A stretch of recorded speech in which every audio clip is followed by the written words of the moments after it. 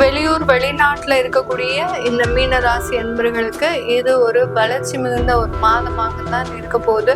நல்ல ஒரு வேலையில நல்ல ஒரு மாற்றங்கள், பார்ட் டைம் ஜாப் தான் நிறைய பேருக்கு கிடைக்கும். ராசி அன்பர்கள் தன்னுடைய சொந்த சொத்துக்களை விற்கிறதுக்கு உண்டான முயற்சிகள்ல இந்த மாதம் ஈடுபடக்கூடிய ஒரு நேரமாக இருக்கும்.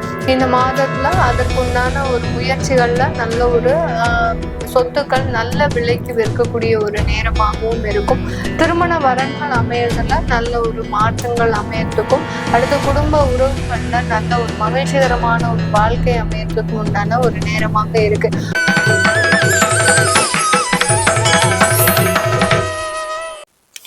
வணக்கம் நேர்களே, நான் உங்கள் ஆஸ்ட்ரோ பூர்ணா. இன்னைக்கு நாம பார்க்கக்கூடிய பதிவு நவம்பர் மாத பலன்கள். நவம்பர் மாதத்துல இருக்கக்கூடிய கிரகங்களின் கோச்சார அடைவுகள் முதல்ல பார்க்கும்போது, கடக ராசியில குரு பகவான் உச்சநிலை அடைந்து இருக்கிறார். சிம்ம ராசியில கேது பகவான், அடுத்து கன்னி ராசியில சுக்கிரன் நீச்ச நிலை அடைந்திருக்கிறார். சூரியனாகப்பட்டவர் துலாம் ராசியில நீச்ச நிலை அடைந்திருக்கிறார். அடுத்து விருச்சிக ராசியில செவ்வாய் ஆட்சி பெற்று புதன் அதோட சேர்ந்து இணையக்கூடிய ஒரு கிரகமாக இருக்கு விருச்சிக ராசியில. கும்ப ராசியில ராகு பகவான் எப்போதும் போல, அடுத்து சனி பகவான் வக்ரத்தன்மையோடு மீன ராசியில இருக்கிறார். இதுதான் இந்த மாதத்துல இருக்கக்கூடிய கிரகங்களின் அடைவுகள். இந்த மாதத்துல கிரகங்கள் எந்தெந்த கிரகங்கள் வக்ரத்தன்மை அடைகிறது அப்படின்றத பார்க்கலாம். ஏன்னா இந்த மாதத்துல கிரகங்கள் வக்ரத்தன்மை அடையக்கூடிய ஒரு அமைப்புன்றது அதிகமாக இருக்கு. அதனால கிரகங்களாகப்பட்டது அந்த புதன் ஆகப்பட்டவர் 12ஆம் அதாவது 10ஆம் தேதி நவம்பர் மாதம் இந்த புதன் வக்ரத்தன்மையை அடைகிறார். 12ஆம் தேதி குருவாகப்பட்டவர் உச்சநிலையில் இருந்து தன்னுடைய வக்ரத்தன்மையை அடைகிறார். இந்த 2 கிரகங்கள் வக்ரத்தன்மையோட இருக்கிறதோட இன்னும் 3 கிரகங்கள் ராகு கேது எப்போதுமே வக்ர கிரகங்கள், சனி பகவான் வக்ரத்தன்மையோட இருக்கிறார் ஆல்ரெடி. இது எல்லாமே மொத்தம் 5 கிரகங்கள் இந்த மாதத்துல வக்ரத்தன்மையோட இருக்குது. இந்த மாதத்துல கிரகங்களின் பயிற்சிகள் ஏதாவது இருக்குதா அப்படின்னு கேட்டோம்னா, இந்த சுக்கிரனாகப்பட்டவர் மாதம் பிறந்த உடனே 3ஆம் தேதி தன்னுடைய நீச்ச நிலையிலிருந்து தன்னுடைய சொந்த வீடான ஆட்சி வீட்டிற்கு துலாம் ராசிக்கு பயிற்சியாகி வருகிறார். அடுத்து இதே மாதத்துல இறுதியில 24ஆம் தேதி அதாவது 26ஆம் தேதி நவம்பர் மாதம் தன்னுடைய ஆட்சி வீட்டில இருந்து தன்னுடைய 2ஆம் வீடான அந்த விருச்சிக ராசிக்கு அந்த சுக்கிரனாகப்பட்டவர் பயிற்சியாகிறார். சூரியன் 17ஆம் தேதி நவம்பர் மாதம் அந்த தன்னுடைய நீச்ச வீட்டில இருந்து விருச்சிக ராசிக்கு பயிற்சியாகி போகிறார். இதுதான் இந்த மாதத்துல இருக்கக்கூடிய கிரகங்களின் தன்மைகள்.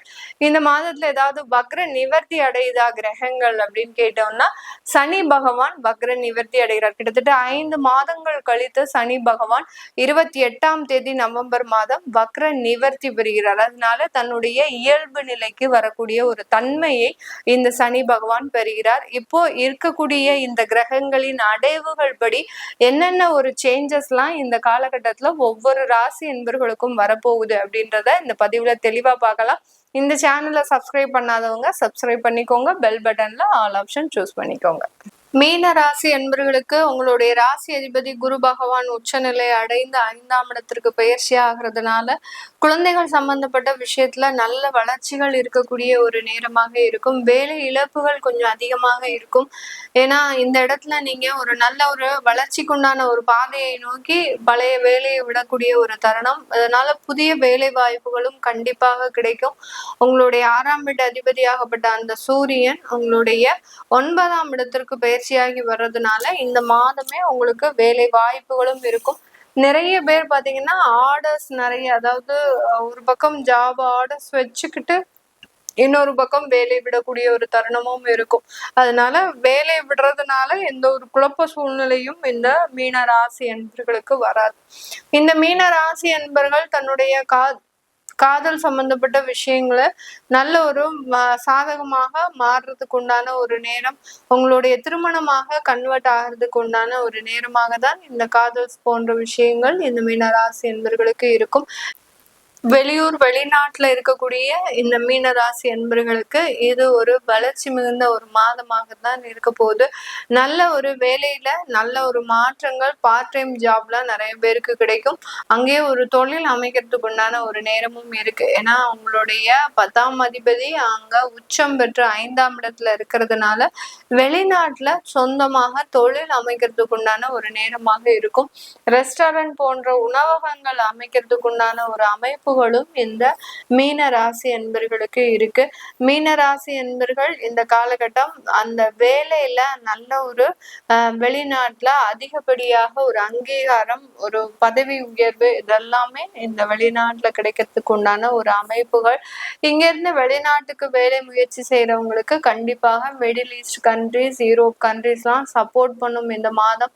அந்த மாதிரியான இடத்துல வேலை தேடுங்க. கண்டிப்பாக அதுக்குண்டான ஜாப் அப்பாயின்மெண்ட் ஆர்டர்ஸ், அடுத்து இன்டர்வியூஸ் இது எல்லாமே வரதுக்குண்டான ஒரு நேரமாக தான் இந்த மீன ராசி அன்பர்களுக்கு இருக்க போகுது.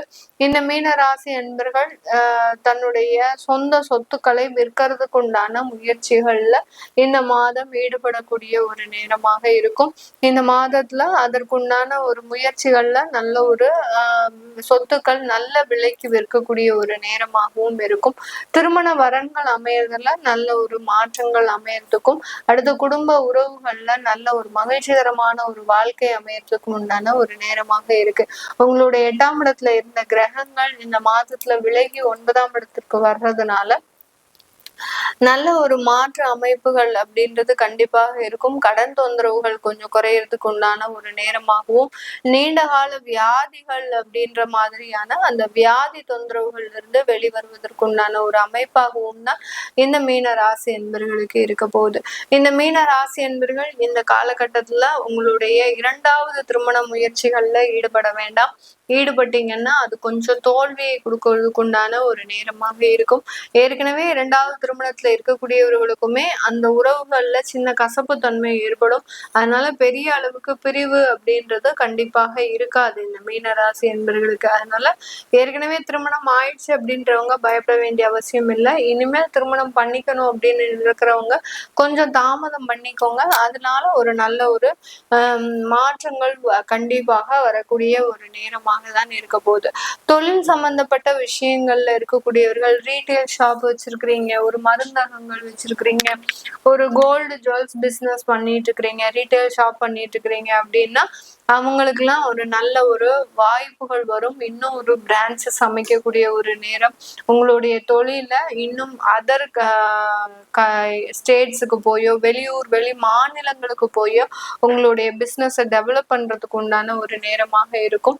அடுத்து ப்ரொஃபஷனல் ஜாபா இருக்கிறீங்க, ஒரு மருத்துவரா இருக்கிறீங்க, ஒரு அட்வொகேட்டா இருக்கிறீங்க, இந்த மாதிரியான ப்ரொஃபஷனல் ஜாப் இருக்கிறவங்களுக்கு கண்டிப்பாக இந்த மீனராசி என்பவர்களுக்கு ஒரு ஏற்றம் மிகுந்த ஒரு மாதமாக தான் இருக்க போது. உங்களுடைய இன்கம் அப்படின்றது ஒரு ரெகுலரா ஆகிறதுக்கு உண்டான ஒரு நேரமாக இருக்கும்.